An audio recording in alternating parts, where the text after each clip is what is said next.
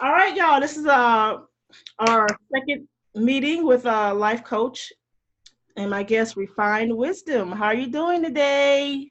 Hey everyone, hope you are living a better life than me. It is freezing cold in the Midwest right now, and I'm jealous. Yeah, girl, it was 83 degrees over here in Atlanta, so we're still able to wear our little dresses and have our little sandals on and stuff like that. So yeah, so the question of the day is is your wellness wheel balanced? We want to start off with telltale signs that your will is not balanced. Now, refined wisdom. How long have you been working in the mental health slash nonprofit world?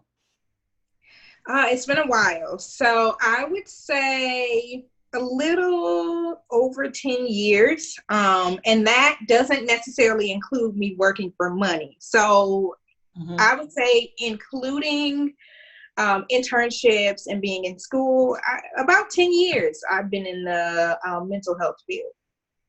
Okay, cool. So you want to start off with what are some telltale signs that your wellness wheel is not balanced? I would definitely say, I'm gonna give you an example of being in Atlanta. You are going on 75 and there is rush hour traffic and you start to scream outside of your window. You're banging the dashboard, you are freaking out. That's like one sign that, hey, maybe something is not going on right now. Another sign is being sick constantly. If you're constantly having colds, sinus infections, things like that, I would say also just not finding joy and happiness in some of the things that you usually would have joy and happiness in, not sleeping well, and also too, That's a big one. a lack of excitement, I would say, and lack of concentration. And I've noticed within myself, I've been on a cleanse. I've realized that my diet had to do with my ability to focus and be able to concentrate. So a lot of times, one thing is connected to another thing that you had no idea that you were connected. Right, right. All righty. So we want to go ahead and jump into the presentation. All right, I need to share my screen. So let's click on share. Okay, I'm sharing my desktop. Share. All righty. So could you see that? Absolutely. So this is a presentation that I snatched upon from SAMHSA. So SAMHSA is the substance abuse and mental health wellness organization with our government. And they have great resources and tools that you can utilize. And this is something that I kind of picked up while I was at a job function, but it hit home so much. So if we go down one more slide, it's going to talk about what is wellness. So according to SAMHSA, wellness is not the adherence of disease, illness, stress, but the presence of having optimal and behavioral health, purpose in life, active involvement in satisfying work and play, joyful relationships, and happiness. So wellness to them is when you have a lack of negative things. That's when you have a lack of not only disease, but what we can call dis-ease. When you are not at ease, when you are uncomfortable, when you are not feeling your best. Right, right. And I kind of like how you put that, this ease. Yep, dis-ease, the lack of ease, the lack of relaxation, comfortability. So when you're well, you have purpose in life, you have joy, you have just good health, behavioral health, physical health, things like that. So if we go to the next slide, they start to kind of talk about why it's important to have good wellness. There's a connection between social inclusion and wellness. Wellness relates to social factors that can either promote or hinder social inclusion. So example that I gave earlier about being on 75, Uh-huh. If you are not being well and you're yelling at people on 75, you're not having good social inclusion. But also too, I think as moms, a lot of times we don't recognize how the lack of wellness balance that we have as mothers will directly affect our children. Mm-hmm. Definitely. How many times have you as a mom give us an example of a time that you were not feeling well, whether it be you were irritated by something that happened Girl. outside the home, Mm-hmm. or you were sick? Mm-hmm. How did it affect your children? Girl, I can talk all day about that. Like I know for me, I know when I am not centered on my square and my soul is heavier than usual, I find myself yelling at my children more. Mm-hmm. Kids are going to be kids, right? I mean, they're being their organic self, living their best life. So they're going to do things that irritate you. They're going to get on your nerves, your last nerves. So they're being them, right? But it's up to you to manage not just their behavior, but your behavior in terms of how you deal with them. So I know when I wasn't living my best life, I snap at them more. Sometimes you may overreact just a little bit in terms of how you execute disciplinary action. I mean, if I can just be honest, like there are times when I was like, okay, you know what? I may not have handled that as well as I should have. And I'm that type of mom that I'm okay with apologizing. I know some folks are more old school and they don't believe in apologizing and stuff like that. But if I felt I overreacted, I'll go back and I'll tell, well, my oldest, because she's the one who kind of understands now, because my youngest is 3. And I'll say, hey, mommy's having a bad day. Right now, I don't go into the specifics because she's like 8, but I just say, hey, I'm not having a good day right now. I'm sorry that I might have said something to hurt your feelings. Or even with my spouse, I could be having a bad day and I have an attitude with him, or I may, or he may ask me a question about something that's the norm, and I may be a little bit more sarcastic, a little bit, just basically in so many words, I'm more sharp toned that day, right? Right, So right. I, And so I I mean, go ahead.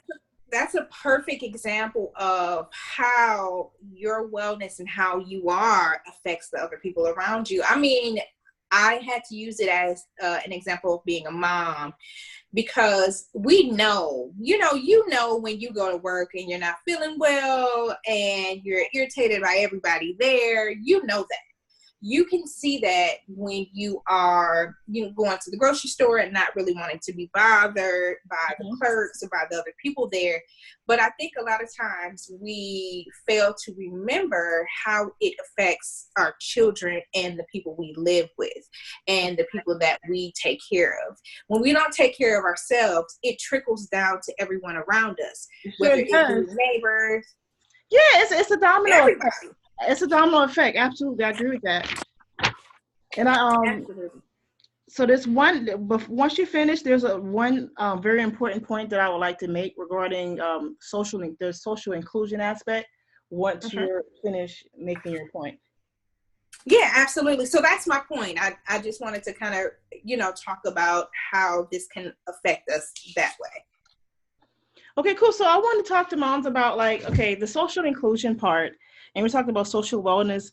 The importance of, let's say you're a stay-at-home mom, because I was a stay-at-home mom, and I technically am. I'm just not as like full-time as I was, but I remember being a stay-at-home mom like full-time, and the only time I would leave the house maybe to like run errands or like go to the grocery store or something like that.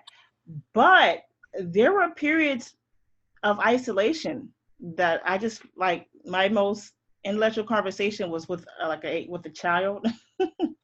And then my husband would come home. I would like bombard him with everything, and he would be like, "You know what?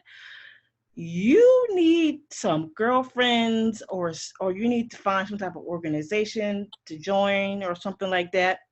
And I just want to talk about the importance of having girlfriends or having a posse outside of just like your partner or your spouse or your kids, because um first of all, it gives you a fresh perspective to being able to develop friendships with other like-minded people besides those that are in your house. So yes, your partner, they're your lover, they're your friend, they're your priest, they're everything to you. But you don't want to you don't want to bombard them and I want to say you don't want to be a bugaboo, okay? That is so Oh my beautiful. God. You You don't want to be saying a that. bugaboo, girl. Yes. So it's very important that you get out the house, not just to grocery shop or go to the library, but find some organization to join. Like what I did, I Yes. got tired of sitting in the house and just, husband come home and I would be like a dog whose owner came home. Like, so what do you want to do? Where do you want to go? Huh? What do you want to do? Right? Yes. So And I've seen that in so many other people as well, but also within myself. It's like, it's so important to have a tribe. It's so important yes, to girl, have have people, that because posse. your partner cannot be everything to you. And then, you know, in your case, you are in a heterosexual relationship, so he's not going to be able to understand some things that a woman would be able to understand. No, And and then with your likewise, daughter, exactly, and likewise, she's yeah, 8, you know, and yeah. then you got an 8-year-old girl, she's not going to understand woman stuff. So it is very important to have not only social inclusion and to be in a community, even if that community is small and that community means, you know, just 2 or 3 girlfriends that you vibe with. Mm-hmm. It's also important for you to be able to have hobbies as well. You need to be able to, as a mom, do things that are so very important just for you, not because you are a mom, not because you are a spouse. I want people to have hobbies that are just for them. So with that, Absolutely. Yeah. let's go 4 slides down and let's just talk about the 8 dimensions of wellness, because we can talk about the different parts of wellness. That, I mean, there are different theories and there are different numbers of wellness. So there, sometimes you'll find that there are 12 dimensions of wellness. There might be 5. We're just utilizing SAMHSA's example of 8 because it's cool. This is as if we were in an organization, our vision for wellness. But what I want people to do is to have their own idea of what wellness means to them. So I think go down one more slide, and it talks about, there we go. This is a beautiful, beautiful picture of wellness. And these are the dimensions they have. So briefly, and then we're going to talk about each one, and we're going to give real life examples, because of course, Yes. SAMHSA is a mental health and substance abuse organization. So they're going to come from a standpoint of trauma, mental illness, stress, illness, things like that. Right. So the first one, and this is not in any type of order, this is a circle. So it doesn't mean one is more important than the other. There's emotional wellness, there's spiritual wellness, intellectual, physical, environmental, financial, occupational, and social. So if we go to the next slide, let's talk about the first one that they have. And I believe that one is going to be physical wellness. Oh my God, girl. I'm let you make your statement. And I have to make a good statement about this. Because I was talking to a friend of mine, and she was stating how she was trying to, you know, she needed to go to the gym, and she was kind of like beating herself up. Now, this is a woman who's curvy. She's not by any means obese or even overweight, probably. And she dreaded going to the gym. And I'm thinking in my head, why are you going somewhere you dread? So let me talk about what they say this is, the physical dimension of wellness is. And I want to talk real talk about this. Okay. So physical It's recognizing the need for physical activity, diet, sleep, and nutrition. So I have to tell you guys about this. Nutrition and diet affects you so much deeper than just weight. Whether you have too much, have too little, or you're just right. It goes beyond what people on the internet, these experts say about what's healthy, what's not healthy. It goes beyond the diets that, you know, the keto diet, the being vegan, vegetarian, all of those things. It goes beyond that. Mm-hmm. I can say I am going to school also to be an Ayurvedic health coach. And Ayurveda is what my instructor calls life medicine. It's basically an Indian way of life where they look at how to make yourself well through herbs, spices, and the diet and sleep and certain habits. Mm-hmm. So it's kind of like getting rid of a headache without having headache medicine. Not to say that you shouldn't take that, but it's like looking deeper at how your diet and how you eat and you feed yourself affects you. And going through this cleanse, I realized that how I ate affected my focus. It has been so many times I will be in the middle of a conversation trying to talk to someone and I can't remember my thought.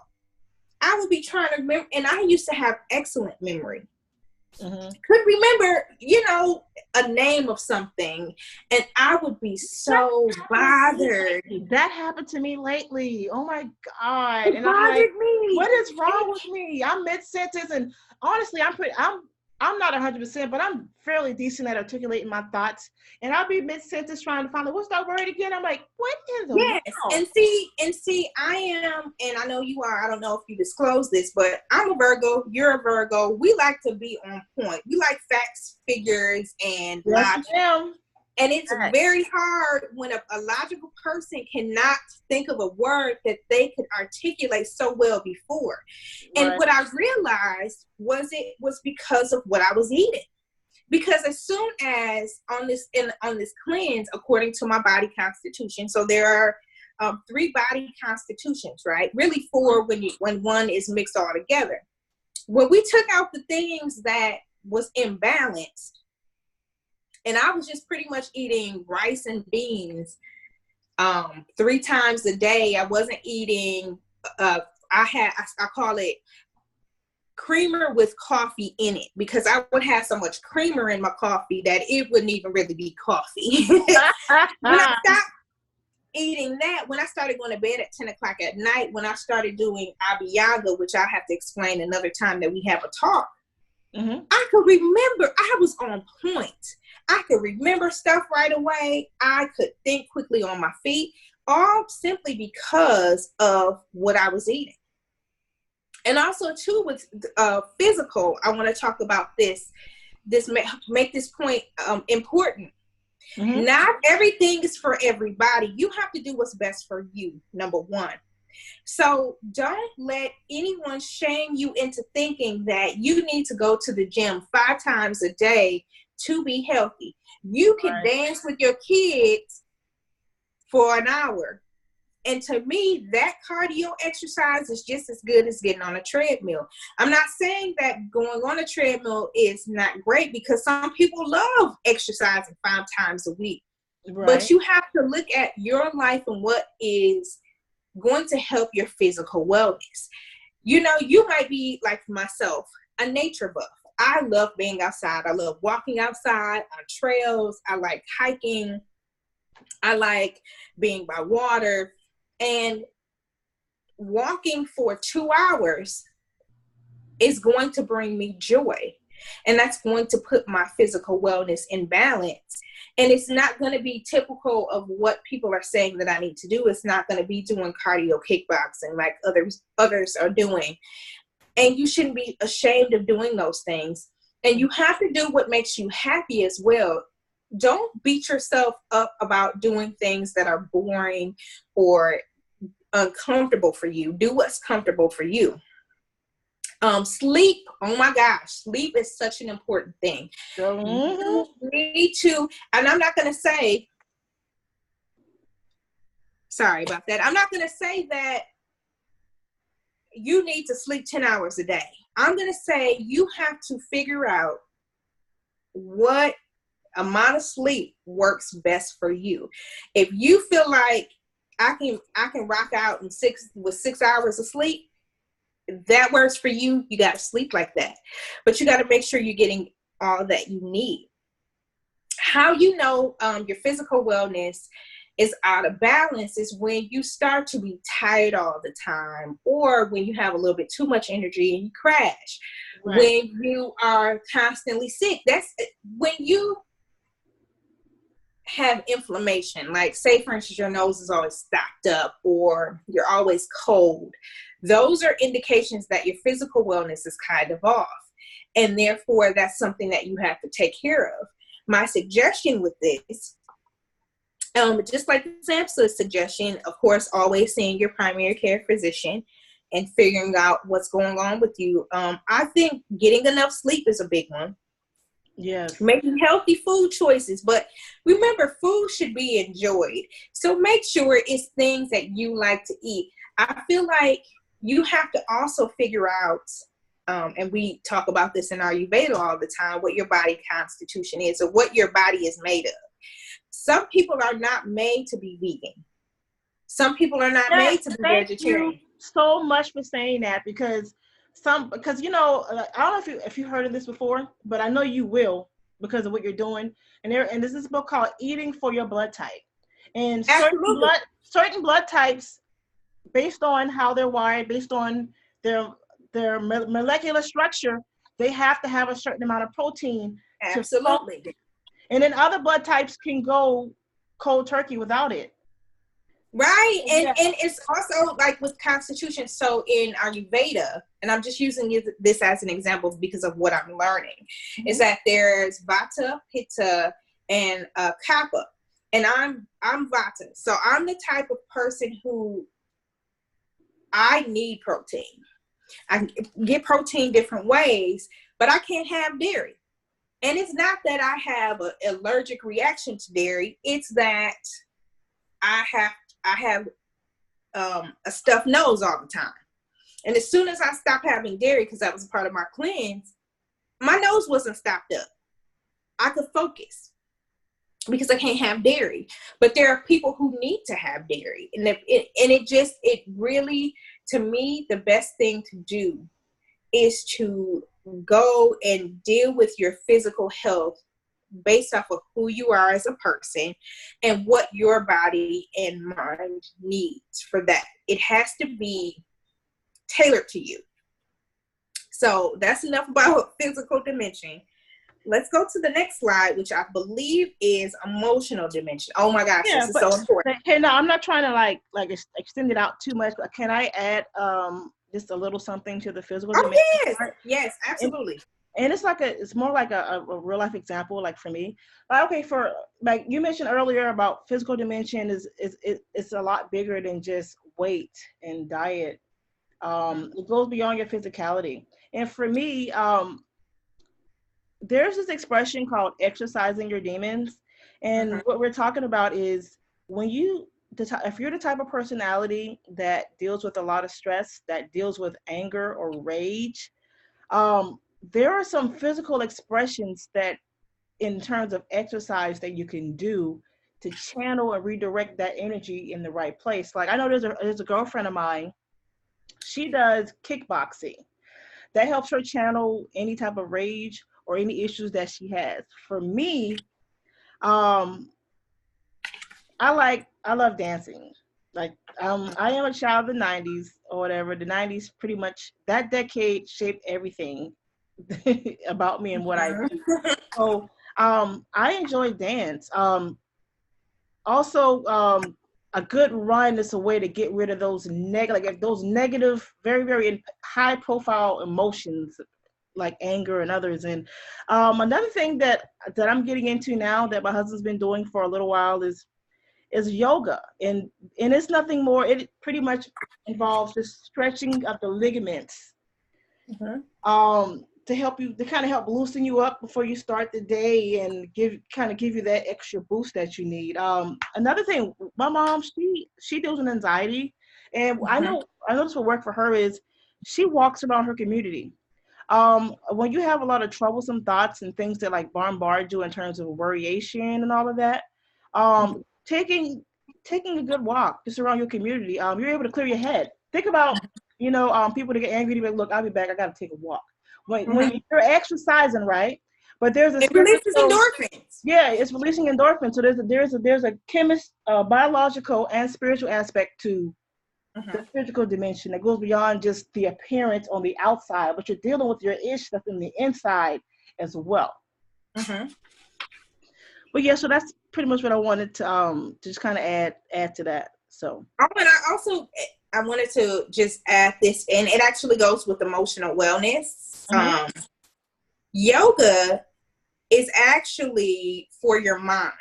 mhm, It's not a it's you are doing physical things, but that's not the point of it. The point of it is concentration.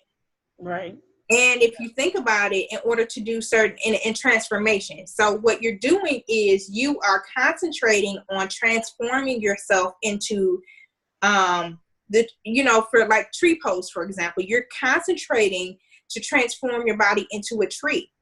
And you have to concentrate to stay steady and to stay balanced. You mhm, have to concentrate on your breathing. So you're concentrating, you're actually using a lot of your brain. You're using your brain. So that goes into the next slide, which is emotional wellness.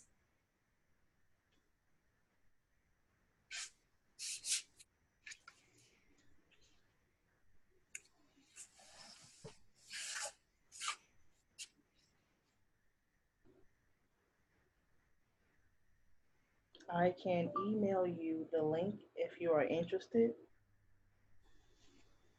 Once you give me your email, I can send it over to you.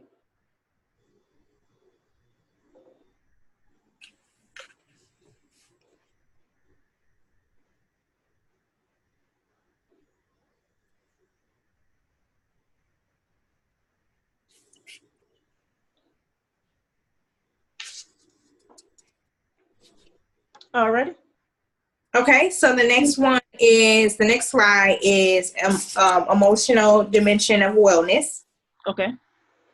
And basically, what this means is the coping effectively with life and creating satisfying relationships. It goes further in this little booklet that I have from them, talking about the ability to express feelings, adjust emotional challenges, cope with life stressors, and enjoy life. It Okay. includes knowing our strengths as well as what we want to get better at, and living and working on our own, but letting others help us from time to time. And so there are parts of emotional wellness. So first, there's feelings and emotions. And you think about things like, do you allow yourself to be open to and acknowledge your feelings without judgment? Mhm. Have you found and developed safe relationships with people and groups where you can express your feelings and thoughts? Do you see challenges as opportunities for growth? Do you recognize your limitations and learn from your mistakes? And are you taking responsibility for your actions? So when we start to think about feelings and emotions, I think a big thing that we should do is first become aware of what those feelings and emotions are. I think a lot of times in life, especially as women of color, I can't necessarily say for everyone. Maybe it's the same, but definitely for women of color, we are not taught how to express or to feel our emotions in a positive way or to discuss them. You A ain't never lot of times tried. in the Black community, we are told to, as women, be quiet or I to, got one for you too. That be be strong. or to not be the angry black woman. That's the stereotype that are thrown on us to stop us from expressing our emotions that that run deeper than, okay, well, maybe she's unhappy or whatever. But yeah, there's that fear of the stereotype of being painted as the angry Black woman. Right, absolutely. And so we are not taught how to express our emotions. We're not taught to, to express them or to even talk. And a lot of times we've seen our mothers, grandmothers, even the men in our families just have to kind of suck up their emotions and kind of go on with life because we have so many responsibilities. We have so many responsibilities in life, we just kind of roll with it. And it's kind of sad, but it's something that we have to do. And also, too, it's really important to look at, I want the people of color, the community, to start looking at going to seek help when we need it. Yeah. Therapy is not always just about because I have a mental health issue. A lot of times it's because when we are in families and when we have friends, they want to give us advice. They want to tell us what to do from their perspective. We need to have an objective view of what to do and what's best for us in general, that is going to be best for us. Somebody who can listen to us and tell us and give us guidance based off of who we are as people and not just what they think we should do. A lot of times too with feelings and emotions is about having them under control, and also looking at how feelings and emotions lead to certain behaviors. Why am I doing certain things? I'll give you a perfect example of this. A personal example that I've experienced is moving into my apartment. And for the last few years, I have lived with other people. So, I had been relocating from different states, and I came home and I kind of relied on family for a little bit in order for me to get my career back on track. And then I got into a relationship, and then I ended up moving with him. Then, it was kind of like for the last few years, I've lived with other people. And for the first time in a few years, I'm living on my own with my child. And so I was trying to build and get all of these things for my home that were catering to other people and not recognizing, no, this is supposed to be my home for my comfort. Yes. And so it was just me taking the time to look at the behavior of me trying to buy and purchase these things that were not really fitting in my home. What was the emotion behind it? And the emotion was me being conditioned to living with other people and catering to other people and not doing a lot of self-care, which is another area that they talk about with emotional wellness. It's extremely important for us to care for ourselves. And that can be anything that you want to do. Like I said earlier about having hobbies. It's important for you to have things that you do as a person. You have to have your own identity. Your identity can't just be mother, daughter, cousin, wife or girlfriend or friend. It's got to also be you. My identity has to be me. I have to be refined wisdom, and I have to know what things that refined wisdom likes. Certain things, like I like girly things. I like shiny things. And that doesn't mean jewelry. That can be, a kaleidoscope. It could be a prism. It can be crystals. I like crystals. I like meditation because I like to be able to have that time to myself. Yes. So you have to really look at your emotions and to be okay with them. It is okay for us as mothers to have a bad day. Yeah. We get a day off. We should have multiple days off. Another part of this is, I mentioned this in our last video that we had, it's incredibly important for us to have bedtimes for our children and to have bedtimes for ourselves. The reason we have bedtimes for children is not only for their physical wellness and their emotional wellness, but it's for our own. Hey, when your kid goes to bed at 8 o'clock, that means that you have 8 to 10 o'clock, if that's the time that you go to bed, for Yes, you.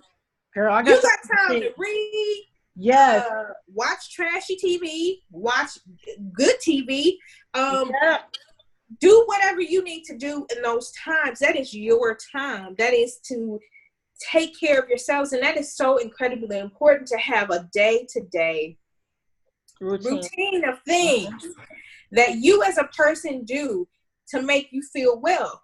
And I will give you one last example. The reason I'm going in on this particular dimension of wellness is because it's a lot of times we don't get a chance to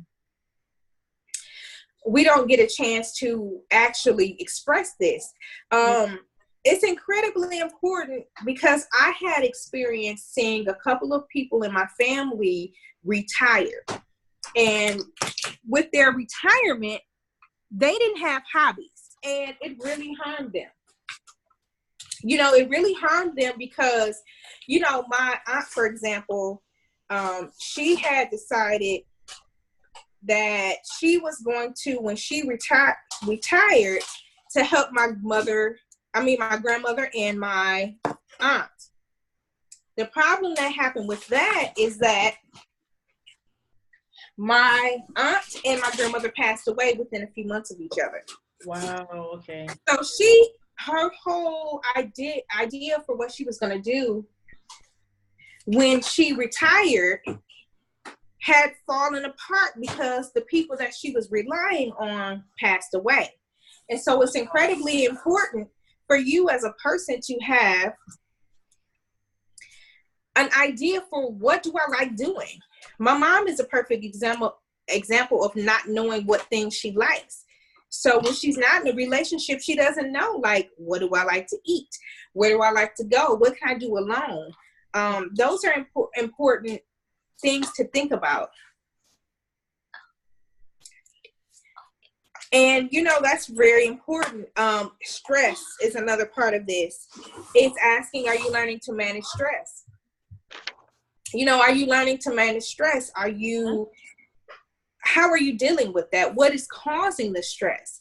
I think the biggest thing is to have awareness. And a lot of times too, you might not even know you had an emotion until it happens and you don't know where it's coming from. So those are things that we have to look at when we're talking about emotional wellness. So are there things that you have examples of, or you want to kind of reiterate with emotional wellness? Yeah. So I know I throw around the A word, anxiety, a lot, but it's a fact of life for me. And what happens is, I could be in the middle of relaxation, girl. I could be watching a YouTube video, or that's pretty much what I do. I'm watching YouTube or something like that. And then out of the blue, in the middle of my relaxation, I'll start to feel something will come to my mind. I don't know. It could be you forgot to pay this person, or there's a bill, or you didn't do this, or you wake up in the morning, you got to do that. And I'll go from feeling really, really well to feeling really bad in like 3 seconds flat. So when I start to feel stressed out or worrisome, because I tend to be a bit of a worrywart, Mm-hmm. I honestly, I have to breathe, do breath work, and I literally mentally have to walk myself through to the finish line of whatever that problem is that's wrecking my brain. Mm-hmm. But once I walk myself mentally through the finish line of how I'm going to fix or resolve a particular problem, then I'm able to relax. And that's just and that's me, girl, like on a weekly basis. So I also like to listen to, or I like to do and I mentioned this before, I do affirmation treatments as well. It kind of helps me. It's like a coping mechanism, and it kind of helps to program my mind to think positive thoughts, so that when a negative thought comes, a positive thought, I've been meditating on it all day long. Like, there's a song floating around YouTube. It's funny. The artist is called Eddie Watkins Jr. and the song is called "Money Is Coming to Me." So I used to get such anxiety when it's time to pay bills. Like I have a spreadsheet that I use, and every month when it was time to pay bills, I would feel some sense of anxiety. So what I do now is when I get in front of my spreadsheet, that specific time of the month, I will play that song in the background, or I'll listen to some Reverend Ike or something Mm-hmm. along those lines. Like Right here is my nigga. That was I the know that like for instance, one of the affirmations that I listen to and that I repeat to myself over and over again is I believe I deal with all life's challenges from a place of calmness, clarity, and intelligence. And I'll say that over and over and over again. And that is a way of conditioning my mind to not worry so much about the small stuff. Uh-huh. So for me, I have to do this all the time because it'll keep me in a place of emotional wellness, so that I don't like crash and burn. I get it. I think that's awesome. I think everybody should have and develop, as we're going through each dimension, I think that we should develop a plan for each of these. And if you don't know how to develop a plan for each of these, reach out. You know, I am definitely a person who anyone could DM me and ask me, you know, what can they do? Because my goal is to coach other people, is to help people and give people tools that they don't necessarily have. Right. So the next dimension is social dimension. So that's the next slide. Uh-huh. I'm stable in my I'm gonna have to mute somebody. Okay, yes. Did it mute it? Okay, I think it did. Yeah. All right. So the social dimension, developing a sense of connectedness, of belonging, and a well-developed support system. So as I love this book. There's a little book I have to show you guys a picture of it. That kind of, it's a workbook actually that you can say on one side it says what I will do and what I need. So when you go further into social wellness, it involves having healthy relationships with friends, family, and the community, and having an interest in and concern for the need of others and humankind. And so it talks about community, new people, and social time. You know, so for example, it asks with community, do you have a support system? It's really important for every, I think, maybe 6 months to a year that you evaluate the people that you have in your life. It's really important for you to kind of look at and think about, is this person bringing value to my life? Am I bringing value to this person? Look at different contracts for your relationships. And I'm talking about friendships as well. So you look at things like, you know, with this person that I'm with as a friend, mm-hmm. Can I talk to this person and this friend when I'm having a bad day? Can I lean on them? Can they lean on me? Do we have things in common? Is this person going to help me with my emotional and physical wellness if that's something that's necessary? And it's great to look at the reason when we started, they had the different dimensions in a circle and kind of intertwine with one another as they go hand in hand. Yeah. So for instance, with this social wellness, there might be a person in your life that you absolutely love and adore, but they are not good for your emotional wellness. This might be someone who you always argue with, or you know, or I'll give you an example. I've had situations where it has been a friend of mine and really a cousin who I love dearly, and she's not good for my emotional wellness because she does not allow me to be able to talk about emotional things.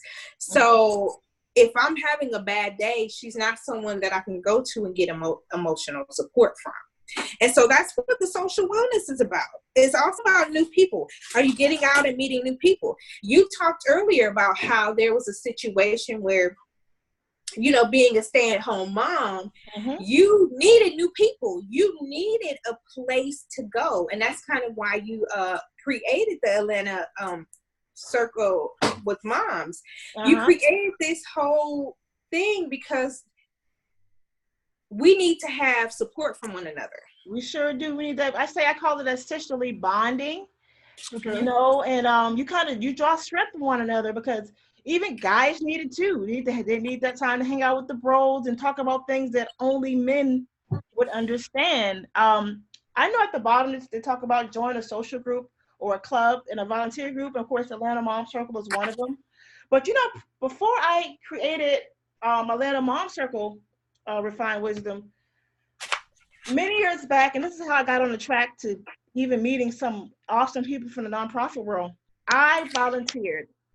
Mm-hmm. I had my first kid. It was my daughter, and I wanted to be a part of something bigger than myself, and I also wanted an opportunity. I wanted to create opportunities for myself in the nonprofit world so that some more doors could be open for me. So I volunteered at a nonprofit organization in Norcross called the Impact Group. And at the Impact Group, I was the one who volunteered, and they had me do the career coaching for the women who are Mm-hmm. part of a transitional housing program, right? So I did their resumes, I did mock interviewing, I got on the phone, and I worked with recruiters to get opportunities for them, and I got so much fulfillment out of Mm-hmm. that volunteer opportunity. And I did it for about 2 years. It might have been about 3 years. I enjoyed that because I was able to be a part of something bigger than myself, and it got me out of my own head. Because at home, I live in my head. You're stuck on the things that bother you in life. Woe is me. This didn't work out. That didn't work out. But when you get out there and you're able to get out into the world and meet other people, you're able to hear about their issues, and you know that, hey, you know what? It makes me more appreciative of what I'm experiencing now, because I tend to get, sometimes you can't see the forest through the trees, and you learn how to show more appreciation for what you do have, because you're going to meet somebody that's worse off than so hope I didn't go off on a tangent there, but the part of regarding being a part of a social group or volunteering your time in an organization, that is super important. If you have the setup where you can have somebody watch your kids or have your kids go to school, and while they're in school, you can go and you can volunteer a few hours at a nonprofit that aligns with your personal values. Mm-hmm. But even and let's go to the opposite part of that. There are times, and a lot of times, when you building your social wellness, you meet people who are better off than you. And I'm not talking about financially or things like that. I'm talking about Like mentors intellectually. and people Intellectually, consider I will mentors. say when I was on Instagram a while ago, and then I never really was on it. And at a time when I was transitioning in my life, and I changed my lifestyle because it was the true lifestyle of me, and I had finally accepted who I was as a person and who I am as a person. I went on social media to be social, and I found so many people that were into things that I was into. I gained a really, she's like one of my best friends. I am also a Reiki master, and I had no idea what Reiki was or what, anything like that. And all of a sudden I reached out and I met a woman who was a grand Reiki master, and was able to, when I was going through my transition with becoming a Reiki master, because when you get attuned, you start to have all of these emotional and physical changes. She was there, and I could talk to her, and I could say, hey, this happened to me. And she was like, oh yeah, that happened to me too. And it was beautiful. And then I also started to realize, I want to be a part of Pride. I want to be, because of that's who I am. I can now volunteer, and I can help people who are just like me. And I started to also find people who were as weird as me, because I'm different, and I'm theatrical, and I like bright colors, and I like all of these different things. And I was starting to, because I was on social media, meet and be involved with people who were like me. And so it helped me grow as a person, being involved with just, you know, the social media aspect. And I can't wait to, when I come to Atlanta to visit, to be able to go and to embrace my community. Mm-hmm. You know, I'm now a part of the community because I never felt like I belonged, and now I belong somewhere, and now I can come, and it's crazy because I used to live in Georgia, and now I'm coming back to visit to Georgia when I'm really living my real lifestyle, my real personality, and I got a community, and that's like the best place to come. And so you also it also helps you develop as a person because you are around different people. And so this is a great segue into the next slide, which is improving your occupational wellness, because you had mentioned how you were volunteering. And with occupational, it's about getting personal satisfaction and enrichment from one's work and hobbies. That is so incredibly important for people to do things not for money, unless money is a motivating factor for you, but to do things that are your purpose. Yeah, you want to be enriched in what you do. Right. And that doesn't necessarily, like you said, you were volunteering, but yet you were being fulfilled as a person, and you were doing things that were occupational, right? Mm-hmm. And so it is really important for us, because it helps with wellness, and it trickles down into so many other things. Think about, if you are doing your purpose, if you have a situation where you get to do your dream job, and your dream job is your dream job because of different factors. Mm-hmm. My dream job is to help enlighten others and to help heal others. If I got to do that every day, do you know how great my emotional wellness would be? How many times have you had a job or had a situation where you just absolutely hated it? You hated waking up every day in the morning. Yes. Going there. Yes. You hated just the whole work week. Yep. Because you weren't doing something that fulfilled you, or you were doing something that was boring, or you were doing it for just the money, and money is not a motivating factor for you. Or you were just, you had all of these things. Mm-hmm. And reasons why you're doing certain things, and it's not because it's fulfilling to you. But when you are fulfilled with what you do every day, it's no longer work. Yes. You're not working. You're having fun. And let's have fun. Because you don't know how long, we are promised in this life. And it's better to enjoy your days than to hurry up and wish it's Saturday. Yep, absolutely. Because I remember.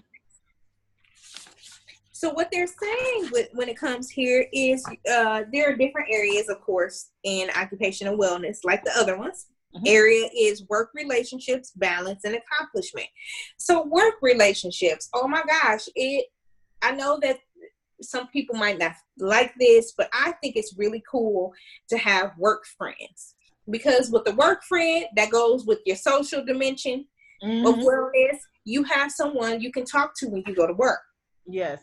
It makes life fun. I enjoy the job that I have now simply because I like the people I work with. I like them. They're cool. That makes that makes all the difference. Oh my God. Yes, it does. Another thing they talk about is balance. Do you schedule time for leisure?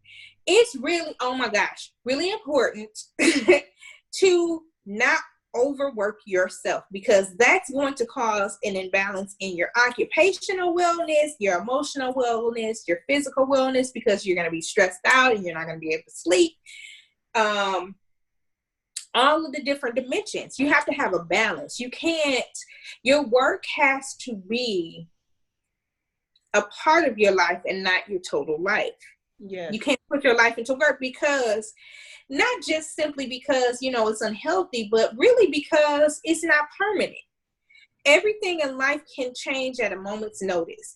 And if you put out your everything into one thing, you might not have it. So you got to look at that. But then also accomplishment. Are you in a career that you can look forward to and gives you a sense of accomplishment and pride? Are you happy with the job that you do? There are people out here doing a job that I would never do. You know, like on it's a TV show called The World's Dirtiest Jobs. I could never do some of those jobs, but I bet I remember that show. You know, Mike Rowe, Dirty Jobs. yes. The host is Mike Rowe or something like that. Mm-hmm. But how many times have you seen, I'm pretty sure on there, people who love their job? People love doing that. People, you know, and it brings them fulfillment. So that's incredibly important. But also, too, going to the next slide, unless you have something to say, there's intellectual dimension. And I just want to add one thing. Now, regarding occupational dimension, now, let's say if we can kind of take and point this in the direction of mothers who they're full-time moms, they don't exactly work that's a job for anybody in particular, but it's an occupation, okay? Mm-hmm. And it's probably one of the most challenging occupations you could probably ever have, but one that you are absolutely dedicated to. So I applaud you. I applaud stay-at-home moms. That is a job that I struggled with having, that I would struggle with having, because it's multiple jobs. It is, yes. It's not just one. It is several jobs, and it's incredibly important for us to give homage to the fact that there's multiple jobs. You are a secretary, chef, CFO, you're doctor, CFO, doctor. Because you are expected, and you have the knowledge to do certain things that the person who is working cannot. There are things that need to be taken care of on a regular basis that a mom cannot. Mm-hmm. And let me tell you, it's super, super important. I'm gonna give you a lesson of an example of someone who was a stay-at-home mom.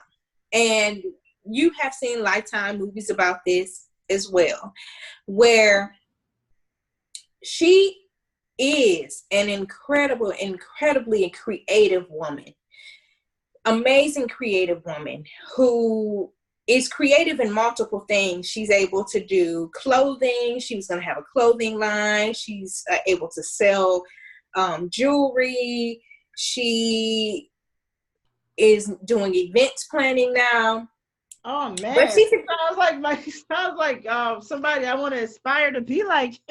Yes, and so my point is now she's in a place where she is doing and fulfilling her dreams. But when she first got married, she was a young mom and a young wife, and she focused so much on her husband's career that she was just kind of lost. And she was kind of doing the same thing you said you were doing, but probably at a worse level, where she was like up under him when he got home, because she number one wasn't doing any of the things, and she was imbalanced with her social wellness, but she had occupational imbalance as well.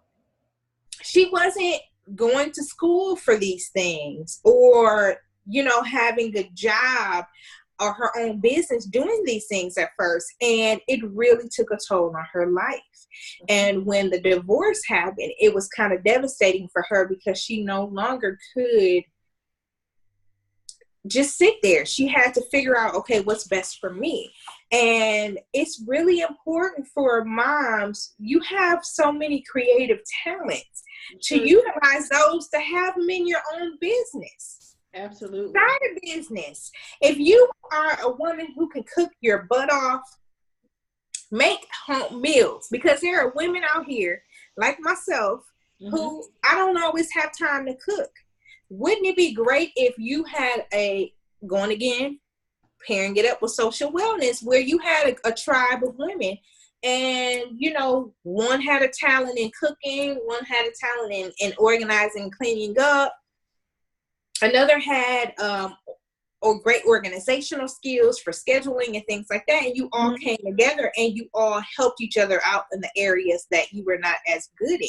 Yeah, it allows you to have the occupational dimension and wellness in that, and occupational, because you are now becoming this chef or this CFO, or this, interior decorator. You can utilize those talents to create your own. You don't have to just only keep the great job you're doing at home to yourself. Show other people. Right. Share. So I just kind of wanted to talk about that. All right. Oh, and that again, of course, goes into the next slide, which is the intellectual wellness. Because remember, I just basically said that if you have a talent, if you have knowledge, share it. So intellectual wellness is recognizing creative abilities and finding ways to expand knowledge and skills. So learning things, giving classes. It's saying that intellectual wellness dimension involves many things that keep our brains active and our intellect expanding. In a broad sense, it's kind of like taking different perspectives of an issue and taking them into consideration. Areas that involve this is personal interest, education, brain exercise, and conversation. So when you have a tribe, you can share these things. You can have conversations with people. I know, and I can't remember who it was, and it might have been you, but it was someone I used to talk to, who would say, like, being at home, being a stay-at-home mom, I have to learn to have conversations outside of it being with my kid. Yes, I was one of the ladies that talked about that. And I have to have adult conversation because because you don't want to talk about Blue's Clues or Sesame Street all the time. You want to have a conversation about stuff that's like going on in the world. Brain exercising is keeping your brain alert. Have you explored thrift shops, libraries, bookstores for books and DVDs that interest you? It's kind of like keeping yourself involved with the outside world. When you are a mom, we can very easily get caught up in our mom world. But we have to remember that we live in a world as well. And intellectual wellness is making sure that you are keeping intact with those things. Educating yourself. I think you should always take classes because it's going to. And I'm a firm believer in never stop learning. And as a stay-at-home mom, yes, you have somebody home that can pay the bills and stuff, but I believe you should always find a way to sharpen your skills. So just in case something happens, let's say your spouse can't work full time anymore. If you were working on yourself personal development the whole time and sharpening your skill set, you would be expected to kind of go out there and say, you know what, my partner or my spouse can't work full time anymore, but I've been taking classes in maybe accounting and bookkeeping, or I've been interested in learning about life coaching. So I've been going to some of the Rotary Club international meetings, or I've been maybe doing Toastmasters, or things like, I've been taking classes in event planning or stuff like that. Because I know for me, I joined a program regarding recruiting. I joined the recruiting industry, and I learned a lot about that as a means of developing and sharpening my skills, so that I will be able to work from home, which is kind of what I do now part-time. So I think definitely you need intellectual stimulation. You do. I like watching YouTube videos regarding people that are motivational speakers. I used to watch, not as much anymore, but I used to watch Tony Robbins. I like watching some of these mom lifestyle bloggers and psychologists and listening to TED Talks. All of those help develop you as a person. Yes, absolutely. And it's about being yourself. And what I've learned, I'll give you an example. The reason I talk a lot about myself is because I'm like my own expert of myself. And like that's what the stories that I have are from me. A perfect example is, again, through another dimension, wellness dimension, I had met my friend, my best friend, one of my best friends. And she taught me that it's okay for me to be myself. And I am a jack of all trades. I love learning. I love going to school. And I like doing multiple things. She was the first person in my life that really was a real, like a person that I knew personally who did a whole bunch of stuff. Okay. I do a bunch of stuff, and I like learning about a bunch of stuff, and it was okay for me to do that. I like knowledge. I like learning different things. And so I'll give you an example. So we talked about the fact that, you know, I went to school and I got a master's in counseling. I got a master's in counseling, and I'm doing that kind of work now. But I'm also going to school to be an Ayurvedic health coach.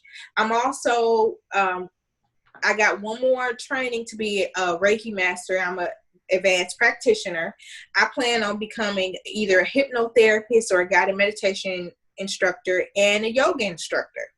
Okay. And I'm doing that not only just for my occupational wellness, but for my intellectual. I like learning stuff. I like to be able to do things correctly and to share it with other people. And that's going to keep me afloat.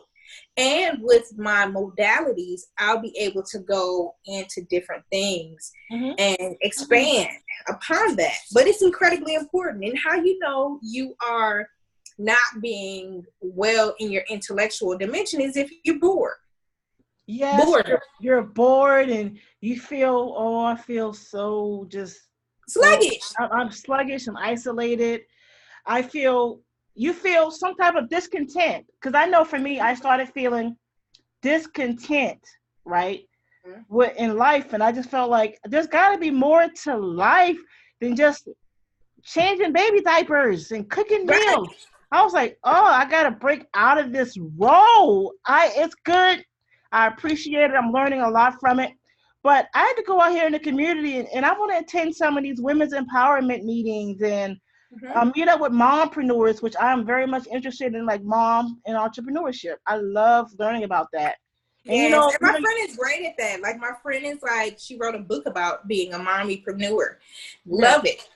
Because it was like, I'm taking the fact that I have this time, because at the same time, I do want to be a mommypreneur, because I feel like women who have that life are able to have more time to focus on intellectual development, occupational development. You have time to do it because you're controlling your time and nobody else. Yeah, you don't have to clock in. You don't have to clock in, and you don't have to do these duties that are specific to this job.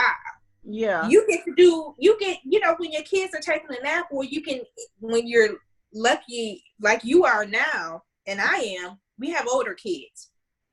They can go outside, and when they're outside, you can take that hour or 2 hours that they're outside to do something for you, and I love that. I think it's incredibly important to keep growing. And then what I loved about being a mom is it also helped me intellectually develop, because I was focused on her development. So it's kind of like, okay, like, how am I going to teach my kid this? Like, what am I going to teach her? What am I going to do? And it made me research about being a mom and, different ways. You know what? I'm gonna touch on that. You just made a point that made me think about something that I started doing for my daughter. But go ahead. I'm sorry. So yeah, and as things, what's beautiful about being a mom and how being a mom helps with your intellectual wellness is that your kids grow up. And as they're growing, new different things come up with them. A perfect example is my daughter is now 11, and she had a lot of conflict last year in school. And so I was able to take those conflicts, and I had to learn how to teach an 11-year-old how to be a conflict mediator. Yeah. I had to teach her that. So I had to look it up myself, and then I had to figure out and research, like, how do I teach my 11-year-old how to help others deal with this? And it turned out well, because she ended up, I got from the dean of school an email on how amazing my daughter was helping with the conflict and giving tips to the actual dean of school how to help them with conflict resolution. Because I got a book for her. I got a book, and I read it, and I gave it to her. Mm-hmm. I taught her how to do conflict resolution. So it was great. Mm-hmm. I know regarding the kids and the intellectual dimension of wellness, as and I may have told you this, I homeschool my daughter. And Mhm. you know, with me homeschooling her, I'm kind of insulating her from certain things that are in a public school. But and I have to get back to doing this again, what I was doing to kind of give her that outside stimulation and engagement and that social interaction, the public library, right? And I see that on the slide. Our local public libraries have so many activities throughout the week, Mhm. that you can take your children to learn, um, science, technology, engineering, and math. Like we have the library by us has like a Lego building club, and they give them a whole bunch of Legos and teach them, critical thinking skills and creative skills, and they learn a lot about building and things like that. She gets social interaction. It's just she gets intellectual stimulation, just in general, just through the many activities that the local library sponsors around here, and they have like homeschool hangouts that I take her to, and so yeah, so that's you're right. That's definitely important, and that's something that I have been doing, regarding my oldest, since she is homeschooled now. Mhm. Yeah, awesome. So going to the next slide, unless you got something else, is financial dimension. Okay, I'm good. So this is the second to last one. Financial dimension is finding satisfaction in current and future financial situations. Even though I don't ever want to make it seem like this is a big deal, it really just is. It Yeah, says that there are financial many. wellness. Yeah, there are many definitions of what constitutes being financially well, but overall, the financial wellness dimension involves things such as income, debt, and savings, as well as a person's understanding of financial processes and resources. Areas include work, checking and savings account, debt, retirement, and other accounts. And this kind of goes with the intellectual dimension for me because I don't know much about finances. And that's something that I have to learn and get help with. Hmm. And I think a lot of other people too, because in actuality, having lack of and not having an abundance of things can definitely cause you to have stress. It can You better it believe it. changes. You better believe that, girl. Yes. You're gonna have difficulties with social dimensions because you're not gonna be able to go out as much, Yep. and and also too it goes with like how you feel and Affect your how emotional. It'll affect your emotions. Yes. and actually I feel like, and this is just my theory, I can say it from my own self at least, Hmm. that your relationship with money is an emotional one. It deals with what you were taught, what you were raised to think about money, and what ideas and just so many different things when it comes to money. Like, what were you taught? Who taught you these things? How do you relate to it? How can you move further? What do you want in your life? It definitely affects your quality of life in Yes, so it many does. different things. Uh-huh. And it's something that, it's when you're in balance, it definitely causes you to be out of balance with so many other dimensions. And that's why they're kind of all intertwined. When we had the first slide, that's why you're seeing them all together because they go hand in hand with one another. And one thing from one dimension can offset the others. Yes, you're right. You're right. I know for me, is it, and I want to make sure I'm not, I make sure am I interrupting you before? Because I don't want No, I'm done. I don't have much to say about financial. to. Girl, I know for me, the areas of finances Mhm. or whatever, there were like stresses, that I had, and I started using, for me to better track my finances and see where my money was going. I started using Microsoft Excel. Mhm.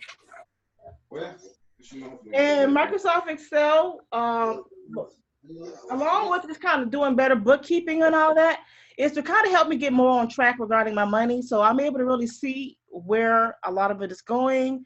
I'm able to micromanage everything down to the last penny now, and I feel a lot better. I'm a lot less stressed because I'm able to really see what's going on.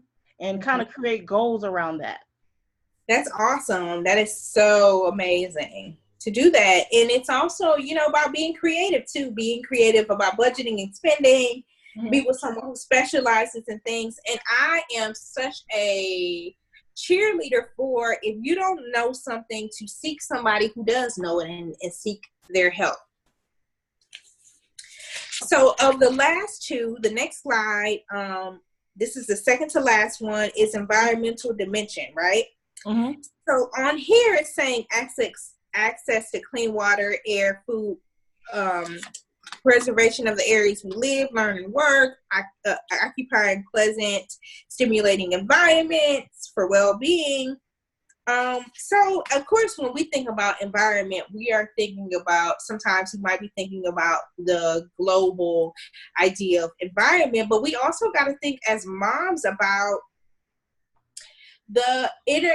our inner world environment. It is so very important. Like I had gave that example earlier about where my emotions came from in my home. You know, I had to realize that I want my home to be peaceful. You have to figure out as a person what that's surrounding you, what do you want it to look like? What if you want it to feel like? You know, I want my home to be peaceful. I want it to be a place that I want to come to and I love. You know, tips that they give are like decluttering, donating, recycling, appreciate nature, seek out experiences that have calming effects. You know, it's all about how we want things to be. One amazing thing and one thing that I want to learn is I want to learn how to have a feng shui life. I know that there are people out there that live minimalist lifestyles that it brings them more joy because their environment is what makes them feel good. And I know my mom would always say, you know, a cluttered house is a cluttered mind. Yes. And I believe that. Absolutely. I believe when you have an environment that doesn't feel good, it's going to affect you. Even too, I can say, you know, with my own experience of moving, I just moved. But one reason, and the biggest reason I moved, was because the environment didn't feel good to me. You know, I was living somewhere in an area that was really far away from family, so my social wellness wasn't being met. Emotionally, it didn't feel like my home. And moving, I feel amazing now. I live down the street from everything, a library, you know, I can walk to a lot of things. And once we relocate for our last time, might not have all of those luxuries, but it's still, I want my home and the place surrounding my home to feel like I belong there. Yes. So that's incredibly important. So what do you think? What do you have on that particular? Yeah. So, girl, an expression that my people used to say was cleanliness is next to godliness, right? And we've seen the show Hoarders. Yes. How devastating emotionally and how depleted the families were behind living in a house and living that with someone that's a hoarder, right? And you see how devastating that can be. So one thing I do is my family and friends know me as the person that will throw the baby out with the bathwater. When I get on a rampage of wanting to organize and clean, I will throw away everything. Sometimes keepsakes. Hey, that's a keepsake. That was from our wedding, or that's the kid's first whatever. I'm like, man, this gotta go. So yeah, for me, whenever I start feeling kind of like down, or I start feeling kind of depressed and all of that, I will get up and I will do a deep cleaning in my house, girl. So I'll start emptying out drawers. I'll start finding things that I can donate to my local Goodwill. I'll start packing the refrigerator, emptying out the cupboards, and I'll just clean. And I get free. Like, I feel like as I'm sweeping the house, mopping the floor, getting things organized, I'm freeing my mind so that I can kind of find and experience that inspiration. Yes. See? Life. So yeah. See, you're a perfect example of that. I love that.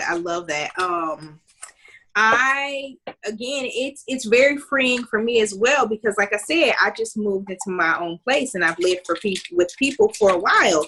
And it is so freeing for me to decorate. Like I have always in school, I was torn between fashion design and interior design.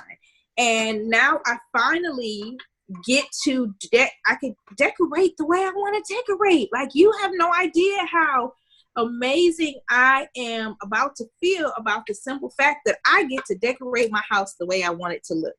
And it's going to be comfortable. It's going to feel like me. People are going to walk in. I always wanted my environment for people to walk in and know, oh, Refined Wisdom lives here. I want to have pieces of things that I'm learning, parts of my spirituality to be decorated and shown here. It's just, I want people to know that I live here, and I want myself to know I live here, and I want it to be catering to me and my child. Right. So the last slide that I want to touch on, and then the other ones are just, again, goes with a lot of mental health stuff. This is the last dimension. Last but not least, definitely, this is the spiritual wellness dimension. And this is, personally, I'm going to be honest, my favorite. Yes. It is about expanding your sense of purpose and meaning in life. Making time for practicing, enhancing your connectedness to self, nature, and others. Discovering values, principles, and beliefs, and finding a tribe that fits you. When I look at my little booklet here, it talks a little bit about the concept that represents one's personal beliefs and values and involves having meaning, purpose, and a sense of balance and peace. Mm-hmm. Recognizing your search for meaning and purpose in human existence and developing an appreciation for life and the nature forces that exist in the universe. And the reason it says that is because we all have different beliefs. We all may have a different person, entity, or thing that we call our higher power. And it's really important for us. To me, spirituality is not just about getting into connection with your higher power, but it's also about getting in connection with you and your higher self and who you are. Mm-hmm. It is about taking time to yourself to have those spiritual moments. Things and areas that they talk about are beliefs, involvement, and time. You definitely want to look at what are your beliefs. And a lot of times we are told what our beliefs are growing up. But as we become adults, we have to figure out what our beliefs are for ourselves and what we want to not necessarily instill in our children, but what we want to guide them and teach them about what we believe in, and let them have their own choice when they get to that place. But it's important to have that part of yourself. I've learned how important it is to take time with yourself. And I have become so different as a person because, I was in a place in my life where I realized a significant change in me, and I was kind of basically pretending to be somebody I wasn't my whole life. And last year, the mask, I could say, not even the mask, but I can say the costume fell off. And before I was going to be imbalanced in all my other dimensions, I got with myself. I figured, let me get with myself. Let me figure out how come I was able to pretend to be something I wasn't, and who am I? And it brought me closer to being more spiritual because I had to be with myself.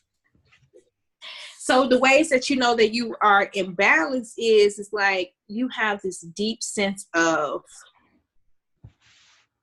sorrow, I guess I would say. You have a deep sense of, okay, who am I? I'm lost. What is the meaning of my life? Yes. What is the meaning of life itself? You have all of these questions. And when you start to answer those or seek answers for those, you become so engrossed in who you are, and you just develop so much. Because in all honesty, people can only guide us with the answers, but we have to have the answers within ourselves. And one important thing that I've learned, because I am, more importantly than being a life coach and all of the other modalities that I can put under my belt and behind my name, is that I'm a healer. I am a healer. That's what I was created to be and do for the rest of my life, and all the lives that I'm going to have after, you know, and had before. I've been a healer. I'm a healer. But healing is done with yourself. I can only give people tools to heal. I can, as a, you know, therapist, I can only give a person a tool on how to overcome something. It is you, the person, who overcomes it. You have to be the catalyst for that. And when you become spiritual, you realize that it's you guiding this. So, I mean, this is the dimension that I absolutely love. But also, too, it goes with hand in hand with everything else, because when you're imbalanced in this, you become imbalanced in everything else, really. And it's important to build a tribe, a group, where you can speak about these things and have your questions answered, and then you find meaning within yourself, all of these things, you know? Yes. So that's all I have for these 8 dimensions. I would love to continue talking about, you know, questions or tips, all that kind of stuff. Right. Because I know, like, you know, they talk about at the bottom, you know, find a community whose spiritual outlook you share. And, you know, some folks go to church in order to find that. They find somebody, you know, a church. Some go to mosque. You know, some folks, you know, they may not go to a traditional church. They may go online and listen to a motivational speaker. For them, that may be part of their spiritual wellness or spiritual dimension. I know for me, when I feel a certain way, I like listening to spiritual music, right? There's something about that just kind of really raises my serotonin levels, and I start really feeling pumped and motivated. So, but yeah, so I think everybody should have some type of spiritual practice. It's up to you, like I said, which path that you choose. But if you don't have that spiritual practice, what is going to guide you during the very tough times of life? You know, you're going to have to revert back to that spiritual practice. For me, you know, some folks read the Bible, some read the Quran, others may not read either, but they have some type of literature that they ascribe to, that they read, to put information in their spirit to kind of help that they can draw strength from, right? So yeah, I think there was just one question that I had or whatever, because I know we've been at this for a while, and I don't want to take up too much of your time, but it's kind of like, you know, is it possible that it may take years to completely satisfy, you know, all 8 dimensions of wellness? Yes, it really depends on the person. Everything it deals with and is about the person, the individual. This is a work in practice, you know, a work in progress, because in actuality in life, you know, life has changes. So even though you might be doing really well with one of these changes, something else in life is going to occur.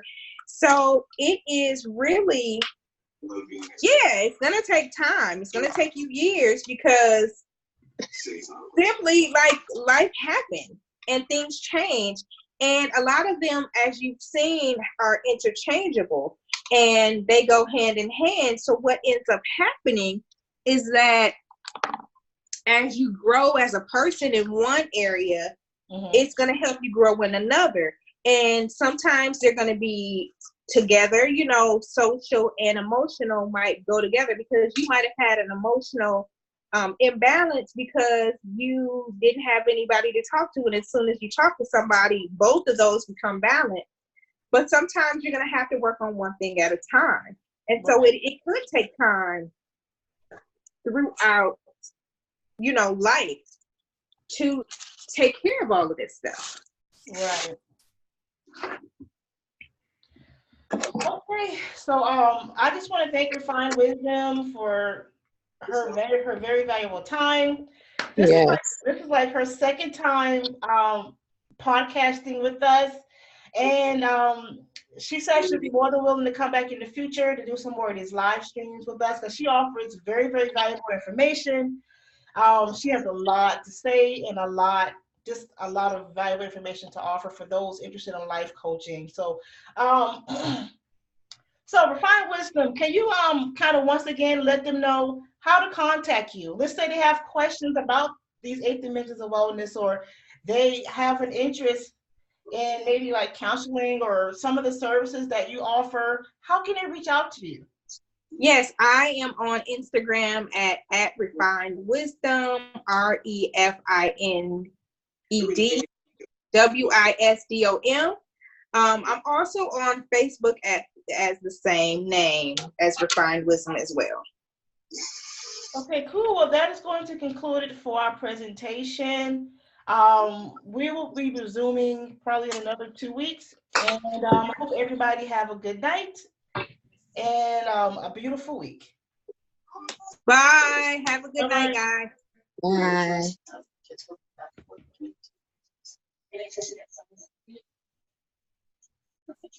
Bye.